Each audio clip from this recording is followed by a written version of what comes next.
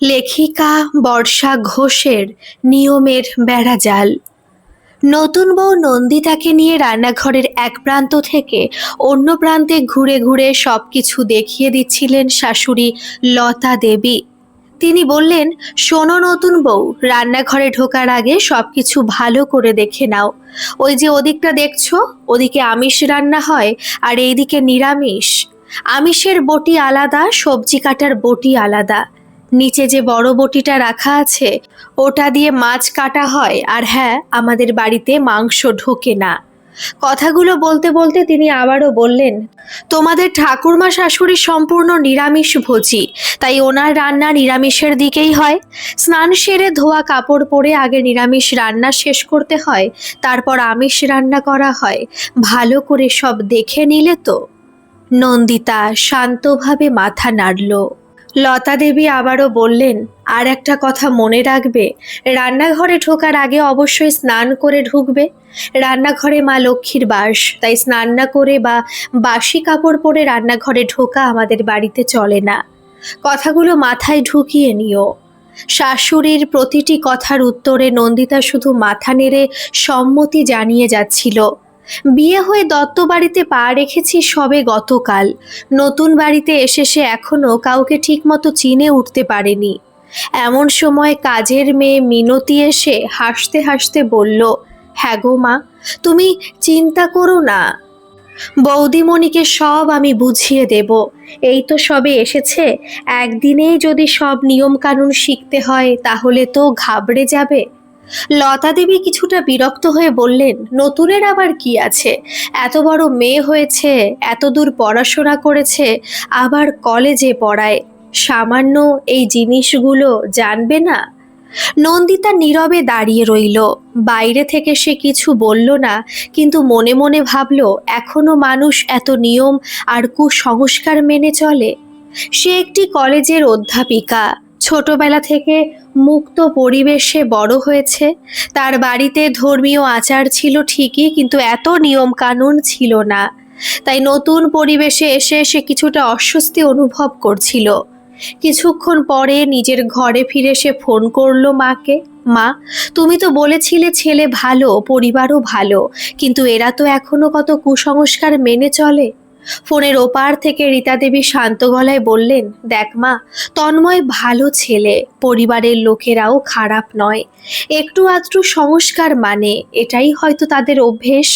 সময় নিয়ে দেখ, হয়তো তুইও মানিয়ে নিতে পারবি। মায়ের কথা শুনে নন্দিতা আর কিছু বলল না। সে জানতো বিয়ের পর নতুন সংসারে মানিয়ে নেওয়ার দায়িত্ব অনেকটাই তার নিজের। ঠিক সেই সময় ঘরে ঢুকলো তন্ময়ের খুড়তুতো বোন ঝিমলি। সে হাসি মুখে বলল, বৌদি তাড়াতাড়ি নিচে চলো, সবাইকে পায়েস পরিবেশন করতে হবে। নন্দিতা দ্রুত নিচে নেমে এলো। আত্মীয় স্বজনে ভরা বাড়ি, হাসি আড্ডা খাওয়া দাওয়া সব মিলিয়ে বৌভাতের অনুষ্ঠান সুন্দরভাবেই সম্পন্ন হলো। পরের দিন সকালে লতা দেবী নন্দিতাকে নিয়ে গেলেন ঠাকুর ঘরে। সেখানে বসে রাধা মাধবের সেবা করছিলেন তন্ময়ের ঠাকুমা ইন্দুবালা দেবী। সাদা শাড়ি, গলায় তুলসী কাঠির মালা, কপালে বৈষ্ণব তিলক, তাকে দেখে যেন অন্য এক যুগের মানুষ বলে মনে হয়। নন্দিতাকে দেখে তিনি স্নেহ ভরে বললেন, এসো নাথ বউ, এখানে বসো। দেখো, এই হলো আমাদের বাড়ির রাধা মাধব। নন্দিতা একটু দূরে দাঁড়িয়ে লক্ষ্য করলো ঠাকুরের পোশাকে যেন কিছু ভুল হয়েছে। সে বিনয়ের সঙ্গে বলল, ঠাকুমা, আপনি কি আজ চশমা পরেননি? ইন্দুবালা দেবী অবাক হয়ে বললেন, আরে না তো, কেন? নন্দিতা পাশে রাখা চশমাটা এগিয়ে দিয়ে বলল, চোখে দিয়ে একবার দেখুন, মনে হচ্ছে রাধা মাধবের পোশাকটা একটু উল্টো হয়ে গেছে। চশমা পরে ভালো করে দেখে ইন্দুবালা দেবী, তারপর লজ্জা পেয়ে বললেন, ওরে বাবা, সত্যিই তো উল্টো হয়ে গেছে, দেখলি? চশমা পরিনি সেটা একেবারেই মনে ছিল না, ভাগ্যিস তুই দেখে দিলি। বৃদ্ধার মুখে কৃতজ্ঞতার হাসি ফুটে উঠল। নন্দিতারও ভালো লাগলো, মনে হলো অন্তত ঠাকুমা মানুষটা বেশ আন্তরিক। পাশে বসে কাকি শাশুড়ি ঠাকুরের ভোগ রান্না করছেন। নন্দিতাকে দেখে বললেন, এখন তো সবে নতুন এসেছো, আস্তে আস্তে কিন্তু ঠাকুরের ভোগ কিভাবে রান্না হয় সেটাও তোমাকে শিখিয়ে দেব।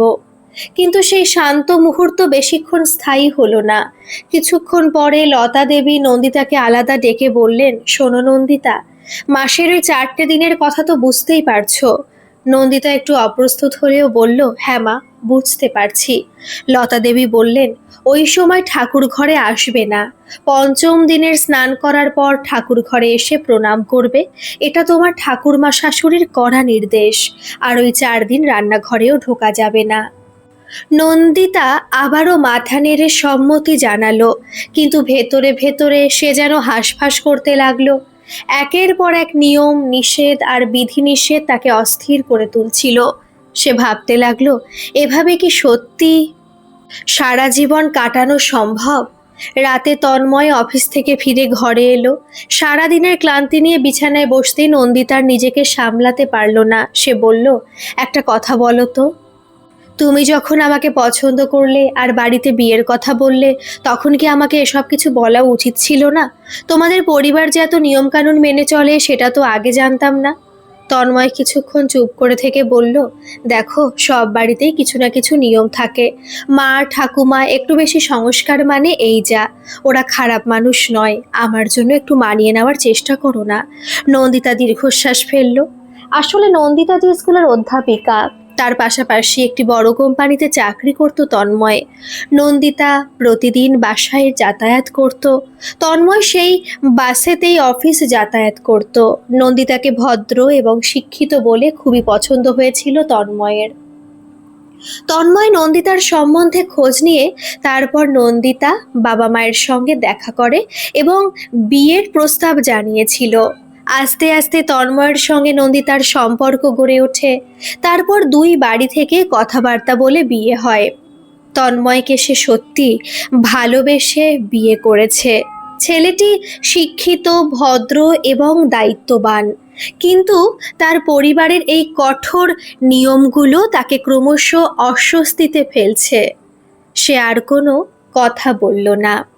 একদিকে ভালোবাসার মানুষ তন্ময়, অন্যদিকে বহুদিনের পারিবারিক সংস্কার ও নিয়ম। নন্দিতা কি এই পরিবেশের সঙ্গে নিজেকে মানিয়ে নিতে পারবে, নাকি নিজের মতামত ও স্বাধীনতার জন্য একদিন প্রতিবাদ করবে? নতুন সংসারে তার আগামী দিনগুলো কেমন কাটবে? পরের দিন সকাল সকাল স্নান সেরে রান্নাঘরে হাজির হলো নন্দিতা। শাশুড়ি লতা দেবী আগের দিনই বলে দিয়েছিলেন সকাল 6টার মধ্যে রান্নাঘরে এসে সকালের জলখাবারের কাজে হাত লাগাতে হবে। দুপুরে কলেজে গেলেও সন্ধ্যায় ফিরে আবার রাতের রান্নাতেও সাহায্য করতে হবে। বড় জমিদার বাড়ির সেই বিশাল রান্নাঘর তখন সকালবেলার ব্যস্ততায় মুখর। আলাদা জায়গায় নিরামিষ রান্না, অন্য পাশে আমিষ রান্নার ব্যবস্থা। নন্দিতা একটু ইতস্তত করে মিনতিকে বলল, মিনতিদি, কে কি খায় আমি তো কিছুই জানি না, তুমি যদি আমাকে একটু সাহায্য করতে। মিনতি হেসে বলল, চিন্তা করো না বৌদিমণি, আমি সব গুছিয়ে রেখেছি। সকালের জন্য সবার লুচি আর তরকারি হবে, তবে ঠাকুরনের জন্য সাবুর খিচুড়ি রান্না হবে।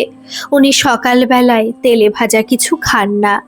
তারপর সে আবারও বলল, সব তোমাকেই করতে হবে না, এক্ষুনি বড় মা আর ছোট মা চলে আসবেন। তুমি আস্তে আস্তে শিখে নেবে। এই যে সবজিগুলো আমি কেটে রেখেছি, এগুলো গ্যাসের কাছে তুলে রাখো। নন্দিতা স্বস্তির নিঃশ্বাস ফেলল। কিছুক্ষণ পর রান্নাঘরে ঢুকলেন লতা দেবী। তিনি একটি পুরনো পিতলের হাঁড়ি হাতে নিয়ে বললেন, দেখো বৌমা, এই হাঁড়িটা আমার শাশুড়ির আমলের।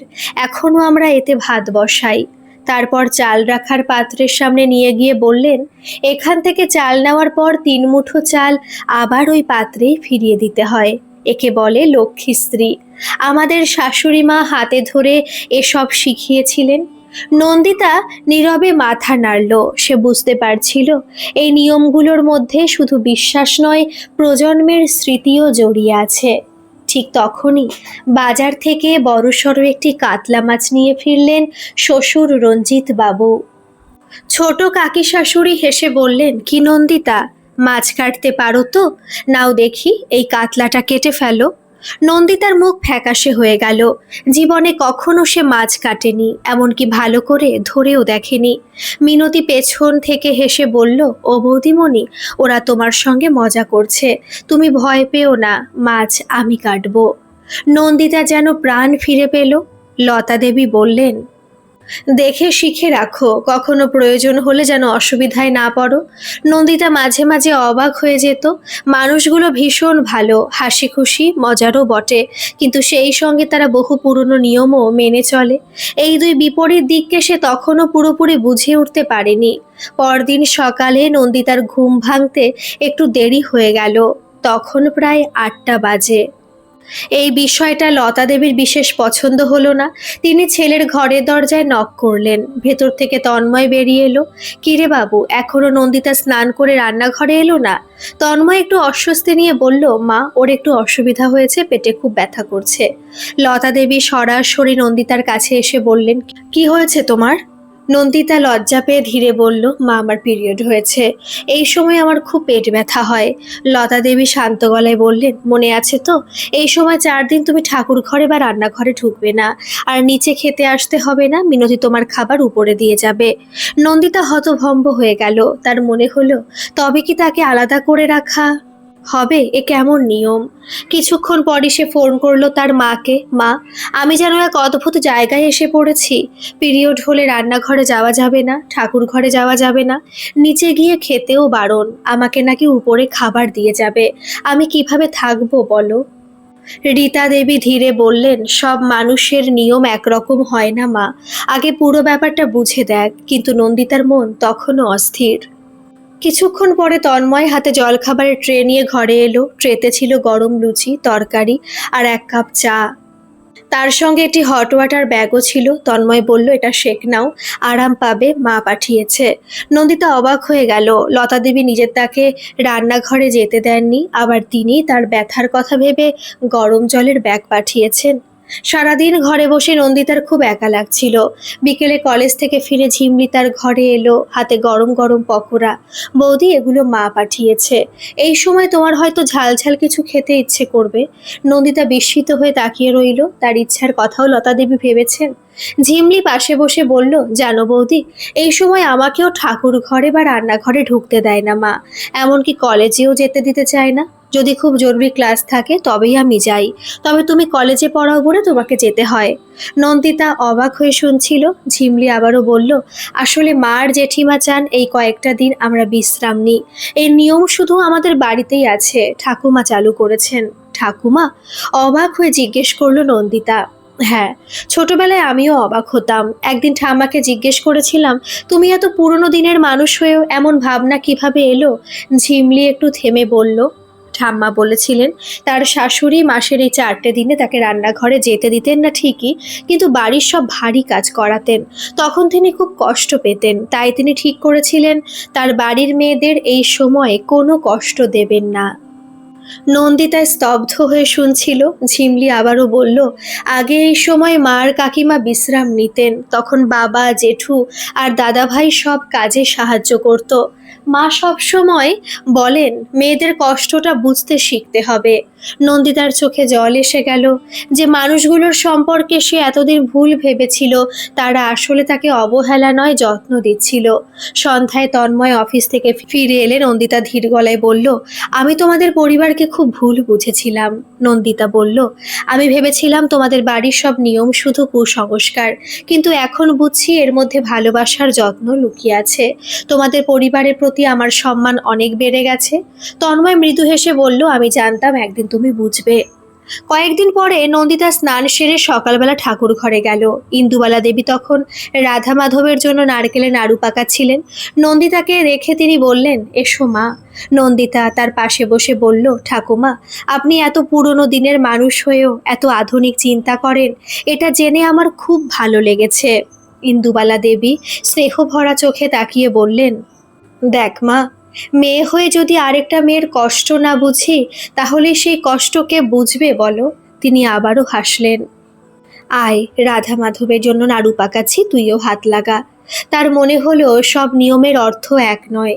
কিছু নিয়ম হয়তো সময়ের সঙ্গে বদলানো উচিত, আবার কিছু নিয়মের আড়ালে লুকিয়ে থাকে যত্ন, ভালোবাসা আর সম্মান। মানুষকে শুধুমাত্র বাইরের নিয়ম বা সংস্কার দেখে বিচার করা উচিত নয়। অনেক সময় পুরনো প্রথার আড়ালেও থাকে ভালোবাসা, যত্ন ও অভিজ্ঞতার আলো। অন্যদিকে যে কোনো নিয়মের প্রকৃত উদ্দেশ্য হওয়া উচিত মানুষের কল্যাণ ও সম্মান রক্ষা করা। মেয়েদের শারীরিক কষ্টকে অবহেলা না করে তাদের বিশ্রাম, যত্ন ও মর্যাদা দেওয়াই একটি পরিবারের প্রকৃত সংস্কার। পারস্পরিক বোঝাপড়া, সম্মান এবং ভালোবাসায় একটি সংসারকে সুন্দর করে তোলে। আর মন খুলে একে অপরকে জানার চেষ্টা করলে ভুল বোঝাবুঝির অন্ধকার একদিন না একদিন নিশ্চয়ই দূর হয়ে যায়। আজকের এই গল্পটি আপনাদের কেমন লাগলো অবশ্যই কিন্তু কমেন্ট করে জানাবেন। আর ভালো লাগলে একটা সাবস্ক্রাইব করে আমার পাশে থাকবেন। ধন্যবাদ।